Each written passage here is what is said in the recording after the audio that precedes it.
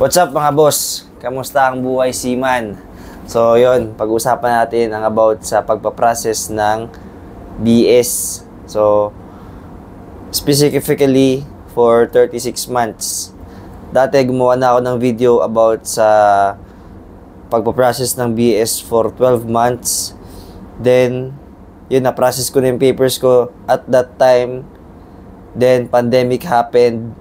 Nagsara yung branch ng school ko sa Santa Mesa, which is PNTC Colleges. Then, hindi nila na-process yung papers ko.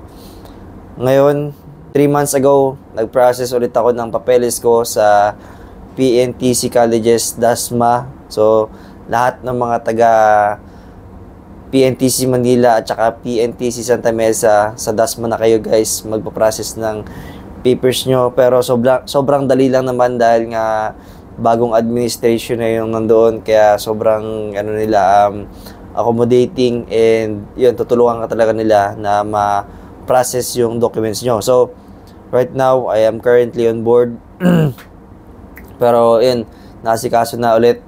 Then pagbaba ko, syempre I am planning to exam dahil nga may pangarap tayo maging opisyal. So binigyan nila ako ng listahan ng mga requirements para sa pagpaprocess ng BS. So, ang kailangan, syempre, for 36 months is kailangan nyo magpa-photocopy ng C-Service. So, dapat yung C-Service nyo, 36 months yan.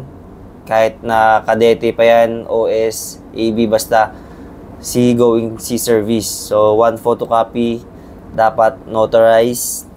C-Service ulit na Annex E, yan. Isa rin. Then dapat notarized din, isang copy. And yung certificate ng watchkeeping duties, hindi nyo na kailangan yan dahil hindi naman kayo 12 months. Then syempre, yung seaman's book, dapat may copy din, colored, including yung mga stamps na nandoon. So tatlo na yun. Pang-apat is passport. Syempre, colored din dapat yung copy nyo and yung mga entries na nakalagay doon. Crew list. Kapag domestic ka, kailangan mo talaga ng crew list. Yan. Then, kailangan din ng, sa international, kailangan din ng crew list. Pero, kada isang kontrata na lang. Halimbawa, sumakay ako ng AB ngayon. So, kahit isang piraso lang, hindi na per month. Pero sa inter-island naman, per month yung kailangan yung kuhain.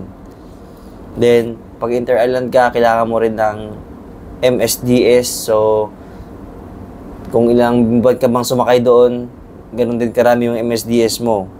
Siyempre, hindi mo na kailangan ng TRB. Dahil nga pang 12 months lang naman yon. Sunod, daily journal.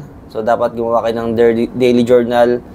So, ganun pa rin, worth 6 months. So, medyo marami-rami yun. Nyo rin ng contract of employment per vessel. So, kung ilang beses kayo sumampa, ganun din kadami.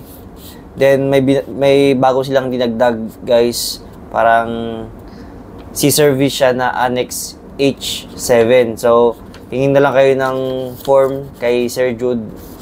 Form or soft copy. Then, ipagawa nyo na lang sa opisina nyo. Dapat mas maganda, naka-encoded, then notarized din.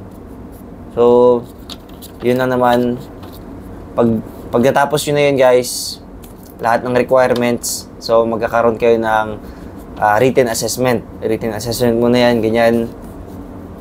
Pagkatapos nyo ng written assessment, pag napasa nyo na yun, magkakaroon din kayo ng oral assessment. Pagkatapos ng oral assessment, may practical, parang practical exam. Yung gagawin nyo naman sa practical exam, yun, radar plotting. So, madali lang naman. I-guide naman nila kayo through the process. Nandyan naman yung STO para tulungan tayo na makapag-BS, ma-process yung mga documents natin. Yun. I hope na lahat tayo guys ay ma-process natin yung BS natin, then makapag-exam. So, yun naman yung goal natin eh. Alright!